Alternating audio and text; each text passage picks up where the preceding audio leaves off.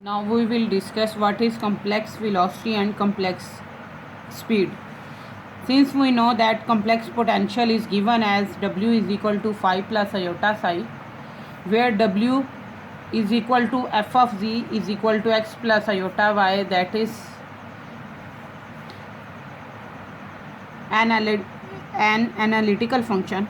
Now differentiate first equation, partially differentiate with respect to x. So when we partially differentiate it with respect to x, we will get partial phi by partial x plus iota partial psi by partial x. And when we will partially differentiate with respect to y, we will get partial w by partial y is equal to partial phi by partial y plus iota partial psi by partial y. Also w or omega is equal to f of z, that is an analytical function. Omega is function of z. Omega is the function of z. Then partially differentiate this function with respect to z will be is equal to dw by dz. But z is function of further two variables, that is x and y. So when we partially differentiate w with respect to x, by chain rule we will get partial omega by partial x is equal to partial omega by partial z into partial z by partial x, where partial z by partial x is 1 because z is equal to x plus iota y, so its partial order derivative with respect to x is 1. So we will get partial omega by partial x is equal to partial omega by partial z. So we can say that total order derivative and partial order derivative of omega function with respect to z are same. So from equation 2 we can say that partial omega by partial x is equal to partial phi by partial x plus iota partial psi by partial x. Use equation 1, 2 and equation 3. We conclude that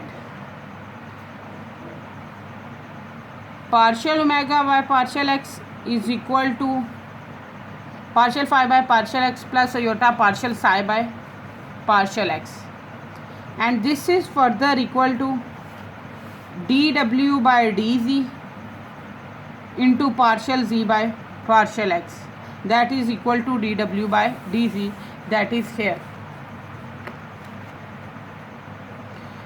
because partial z by partial x is equal to 1. Now partial phi by partial x is equal to minus u and partial by psi by partial x is v.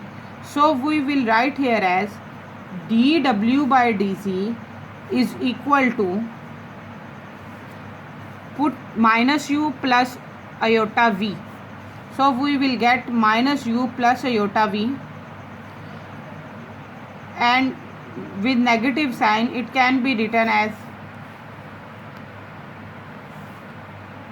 dw by dz is equal to iota v minus u, or simply we can put it as, without doing this step, we can put here, put partial phi by partial x is equal to minus u and partial psi by partial x is equal to v.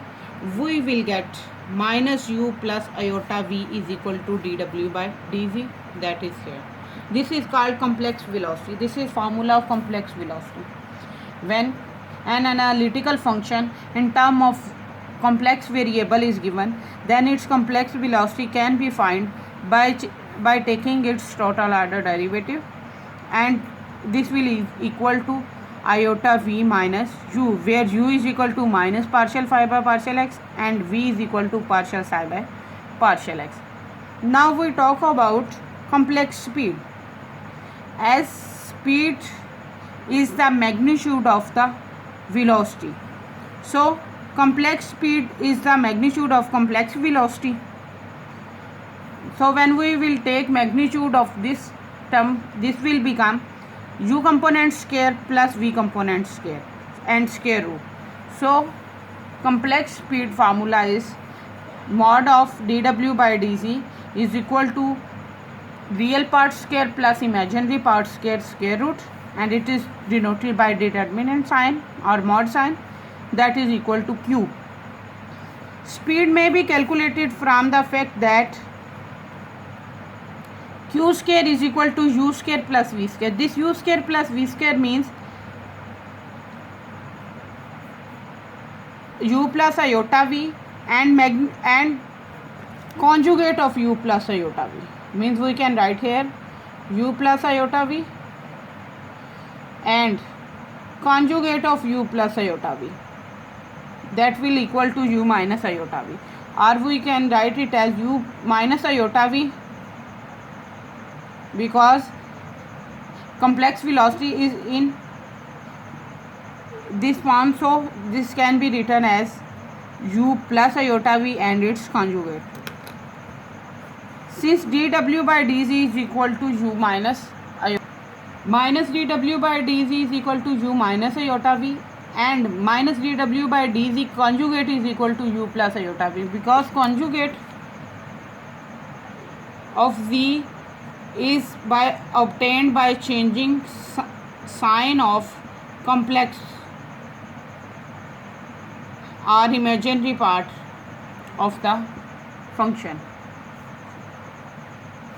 So we will get q square is equal to dw by dz into dw by dz whole conjugate. This is called speed complex. Now we will discuss proper definition of stagnation point. The point at which velocity is 0 is called stagnation point, and since at stagnation point velocity is 0, so speed is also 0, means magnitude form of the velocity is also 0. It follows that stagnation points are given by taking dw by dz is equal to 0. When we will put dw by dz is equal to 0, we can get stagnation point for the given function.